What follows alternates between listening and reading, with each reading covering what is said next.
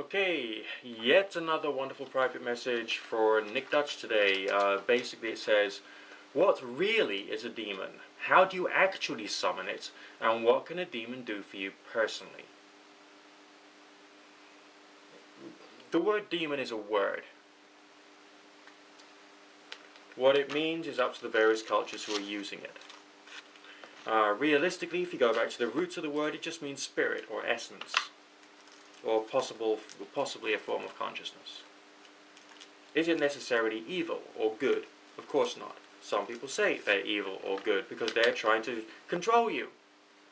They're trying to make you think that something is either evil or good because they want to move you away from those nasty ideas and move towards our nasty ideas. And that's why people say, oh, demonology, oh, evil, evil, evil. But it's the same occult technique applied to a certain form of cultural way of looking at spiritualism, okay? So the chaos magicians would say that they're creating a servitor, a servitor being a little blob of consciousness that they send out to apparently do a task. Yeah, what is it? It's demonology applied to the 21st century shamanic attitude, that's all.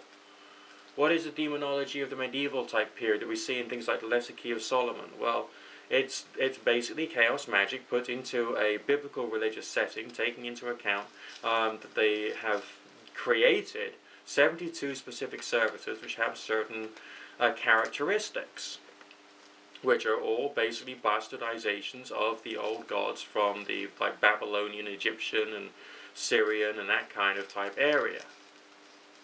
That's all it is. But essentially, do they exist? We don't know whether any form of spiritual entity exists. All we've got is strange experiences to go by. All we can do is try and explain the strange experiences that we've got, and also talk about the traditions which other people have tried to use to try and bring about these strange experiences. That's all we can do. How many times have I said that already? Come on, think. So when people say, oh, there was an evil demon who did something nasty to me. No, there was a strange experience which had certain characteristics which, because of your culture and the way that you personally look at the world, you have interpreted to be something which is evil and detrimental, and you've applied a title which you think sums up something which is evil and detrimental, and you've even added the word evil before it. Which is bullshit. So how do you actually summon it? Well, if you don't know by now, maybe you're actually looking into the wrong things at the moment. Oh my word. Does any form of occultism work?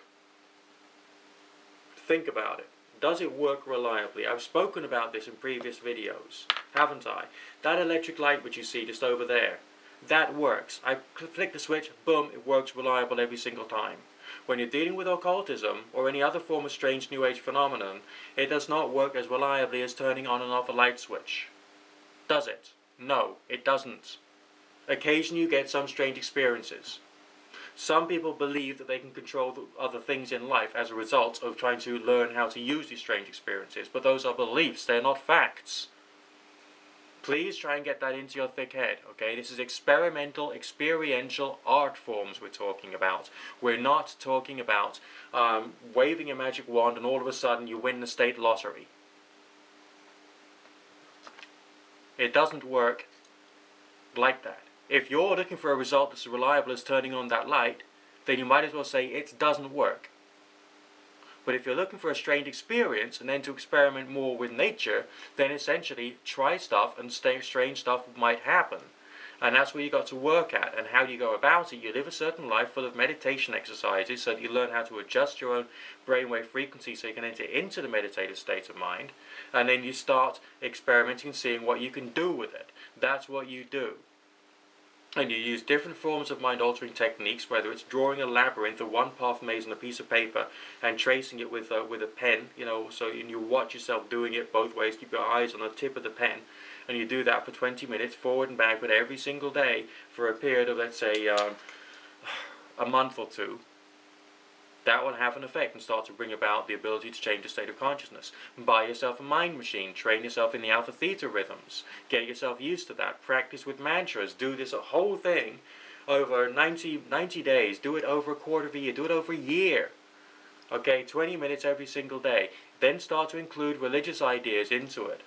Because those are ideas, they're just symbols. So just add another symbol into your meditation.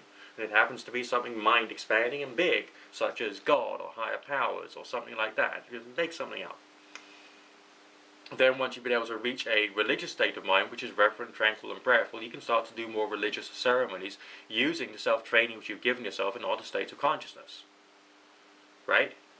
And then you can start exploiting things just as Peter J. Carroll wrote about in Liber and Psychonauts and also Liber Chaos, and Phil Hine alluded to in Prime Chaos, which was essentially creating little blobs of thought which you send out of yourself at the crescendo within a particular state of in what they call gnosis, which is the altered state of consciousness.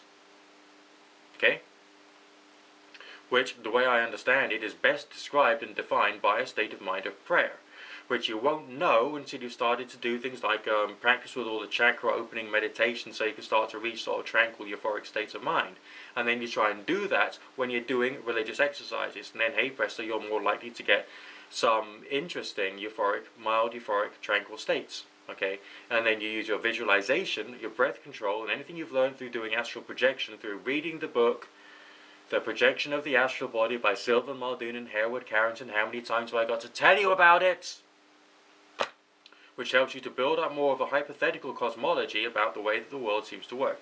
And you can then create these little blobs of energy using your meditation, using your visualization after months and months and months, or years and years and years worth of work. And then, hey presto, you may get a strange experience. That's as far as I can tell you. And it's up to you to put the hard work in. If some atheist comes along and says, yeah, well, I just decided to copy everything that was in the Lesser Key of Solomon ritual for the summering of Florus, and nothing happened. Well, have you actually lived a life for years? Have you actually dedicated yourself to doing meditation, to altering your state of consciousness, to practicing with astral projection exercises? Have you done all these things? No, you haven't. Then how on earth are you supposed to be able to generate a strange experience if you haven't trained your brain in how to do this stuff? Oh, God almighty. I would have thought this would be clear for everybody by now. 3 years worth of video blogging, same message.